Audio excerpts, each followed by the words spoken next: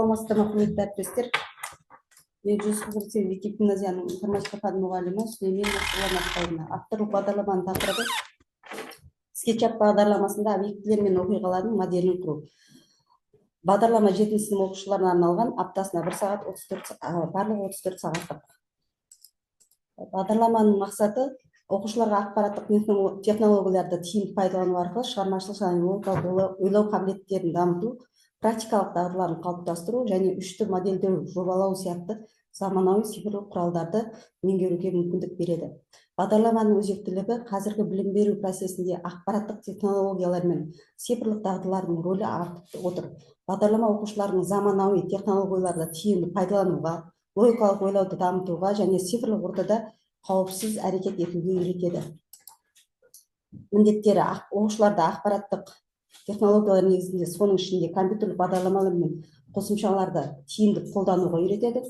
Логикалық ойлау, алгоритмдік ойлау қабілеттері, проблемаларды шешу дағдыларын дамыту, жобалау, үшті модельдеу, цифрлық шығармашылық бағытындағы практикалық дағдыларды қалыптастырады. Ақпараттық іздеу, өңдеу, бағалау қабілеттерін жетілдіру арқылы ақпараттық сауаттылығын арттыру, командалық жұмыс жасау, тәжірибе алмасу, презентацияға жасау дағдыларын дамыту, қауіпсіздік және етика қағидаларын сүйене отырып технологияларды жауапкершілікпен пайдалану мәдениетін қалыптастыру.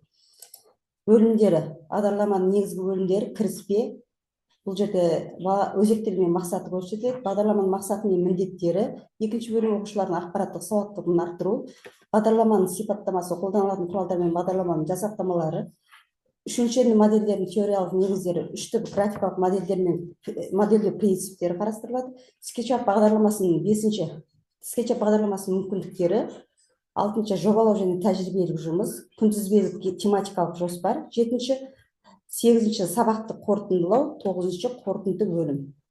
Бағдарламаның тиімді және нәтижелілігі жобалық жұмыстың арқылы алған білімді нақты өмірден қолдануға мүмкіндік береді. Авторлық бағдарламаның жаңашылдығы: бұл бағдарлама оқушылардың жас ерекшеліктерін ескере отырып практикалық бағытқа басымдық береді. Оқушылар тек теориямен шектелмей, жобалар мен интерактивті тапсырмалар арқылы білім алады. Сонымен қатар сандық құралдар мен жасанды интеллект технологияларын оқыту процесіне енгізу арқылы оқытуға заманауи талаптарға сай жаңғыртады.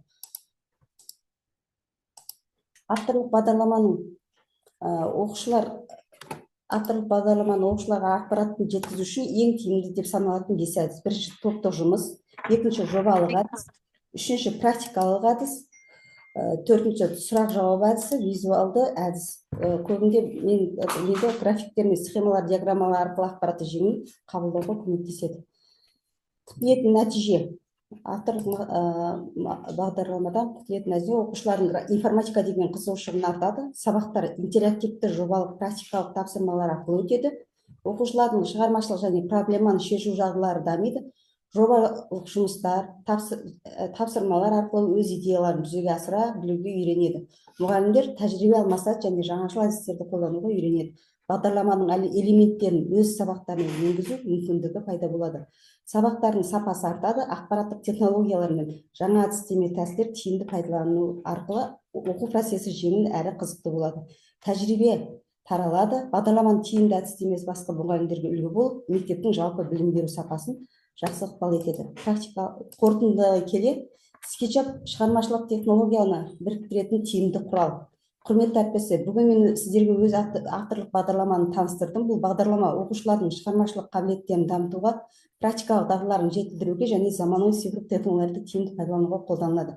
Соңында айтқым келетін әріптестер, білім беру жаңашылық әдістерін бірігіп қолдансақ, оқушылардың қызығушылығы мен оқу нәтижесі арқылы осы бағдарламаны элементтерін өз сабақтарыңызда тәжірибеге енгізіп көріңіздер. Назарларыңызға рахмет.